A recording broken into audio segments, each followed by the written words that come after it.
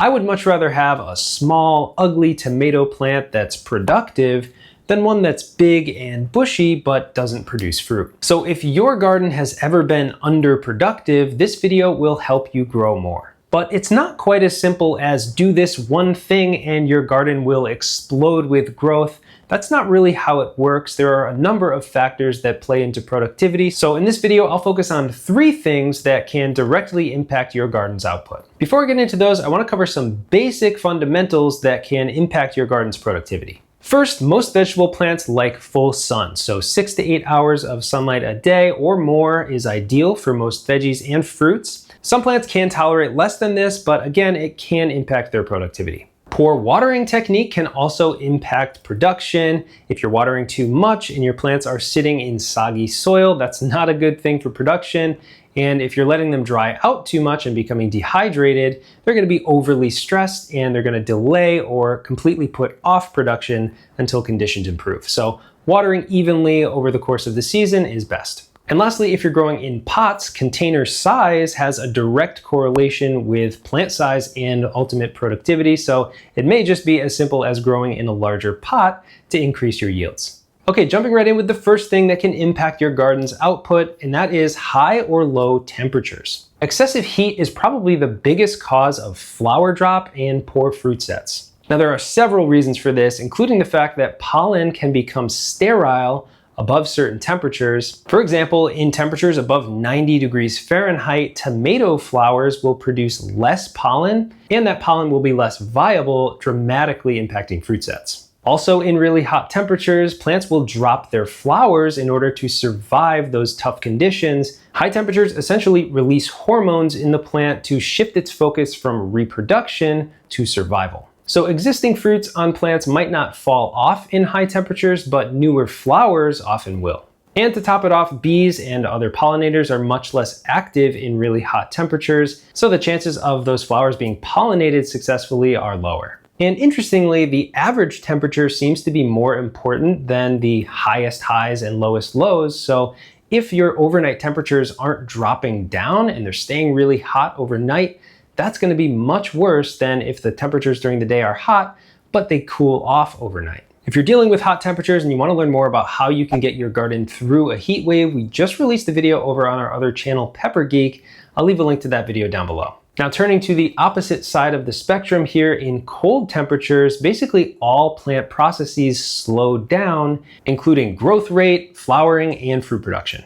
You can think of plants sort of like lizards and snakes. They're completely dependent on the outside temperature to maintain their own temperature. And just like a lizard moves very slowly on a cold morning, your plants basically go into slow motion when it's cold. For most summer crops, temperatures below 50 degrees Fahrenheit will have a huge impact on many different processes, including flower production and fruiting. And to top it off, most bees won't be flying in temperatures below 50. So what can you do about temperature in your garden? There is only so much, but you do have some options. The first of which is stop planting crops at the wrong time of year. You want to focus those cold season crops on the shoulder seasons, spring and fall, and then make sure your warm season crops are what are in the garden during the hottest part of the year. Cauliflower and brassicas all do well in the cool season and don't do so well in higher temperatures. And warm season crops like cucumbers and tomatoes and melons all really want warm soil and warm air to perform best. You can also use shade cloth if you live in a very warm climate and expect a lot of days over 90 degrees Fahrenheit, or you get consistent heat waves throughout the year. Shade cloth can reduce the temperature around your plants by up to 10 degrees Fahrenheit, which can have a pretty dramatic effect on productivity. For cold, you're going to want to cover your sensitive plants during a cold snap or into the late fall. You can extend your season by covering them with some greenhouse plastic or maybe floating row cover. That can insulate the plants by a few degrees and help them finish out their production. But mostly it's just a matter of waiting. Once the temperature improves and gets into that ideal range, most plants will go back into production mode. So waiting for those cooler late summer and early fall temperatures usually leads to higher production. The next thing that might be causing your garden to produce less is poor soil quality. Soil is very hard to assess just by looking at it, and many gardeners seem to skip the soil test thinking that all garden soil is the same. This couldn't be further from the truth, of course. A soil test is one of the most valuable things you can do for your garden, and it will tell you exactly what you need to put into your garden to improve the soil and thereby improve output.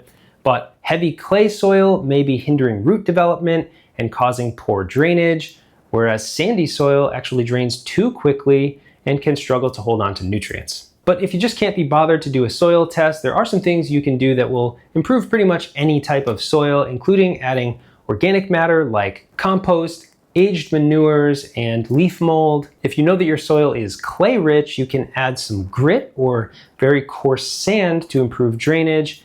And on the flip side, if you have sandy soil like we do, you'll want to be adding that compost or aged manure, but also adding a layer of mulch can work wonders for retaining water in the soil and slowly adding nutrients back to it. In addition to focusing on soil health, you'll also probably want to be amending that soil during the production period, especially for heavy feeding plants like squash, cucumbers, corn, and tomatoes. Fruiting plants need plenty of phosphorus and potassium during the fruiting period, and you don't want to go putting too much nitrogen, at least not by itself, into the soil during this time, because that may cause the plants to produce lots of foliage, green, beautiful leaves, but at the expense of flowers and fruits. For root vegetables, it's pretty similar. You definitely don't want to over-fertilize with nitrogen for your carrots or beets. This can cause those roots to fork and become misshapen and can cause them to be smaller. For leafy plants like lettuces and kale, nitrogen is the most important nutrient. Since you're actually eating the foliage itself, you want it to be as green and lush and nutritious as possible. So nitrogen is probably the most important nutrient to add throughout the season for these veggies. For container plants, it's pretty much an entirely different world. You're providing everything the plants need, so fertilizing on a more regular schedule every 1 to 2 weeks or with every other watering is ideal. Soil is genuinely the backbone of every garden, so put as much focus as possible on the soil and your output will reflect it. The final thing that can impact your garden's output is poor pollination. Many of the fruiting plants that we grow in our gardens need some help pollinating their flowers, often relying on insects to get the job done. So if you live in an urban setting where there's limited habitat for these pollinators, or you have consistently high temperatures, again, these will both impact the ability of insects to reach your garden. Certain vegetables like cucumbers need pollen to go from male flowers to female flowers on the same plant, and without insects, this simply won't happen without your help. A simple workaround here is to look for parthenocarpic varieties that don't require any pollination at all to produce their fruits. I love growing parthenocarpic cucumbers because we just don't have to worry about hand pollinating our plants. Tomatoes self-pollinate, but they do need some coaxing to get the pollen to drop out of the flowers.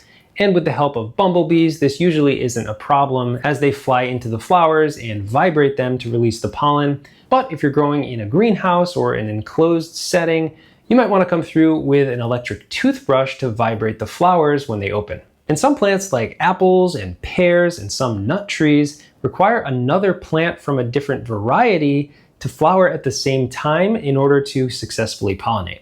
Pollination is simply not optional if you want your plants to produce their fruits, so if there's anything getting in the way of pollination, you might want to look further into it and help the plants out yourself. One other little bonus section I want to talk about here is maximizing the soil space at your disposal. If you're not using all of the soil space in your garden throughout the entire season, you're wasting potential productivity by not having plants planted. Whether you're using it to produce crops or maybe you're just cover cropping to condition the soil on the off season, soil wants to have roots growing in it at all times. That will produce the healthiest garden in the end. So for example, going from spring to summer, you may have just harvested peas or spinach, cool season crops, and those crops can immediately be replaced by warm season crops like cucumbers, tomatoes, and peppers. Then after harvesting some mid-season crops like garlic or early potatoes, you can get some more cool season crops into the garden at that point, including kale or maybe some cabbages.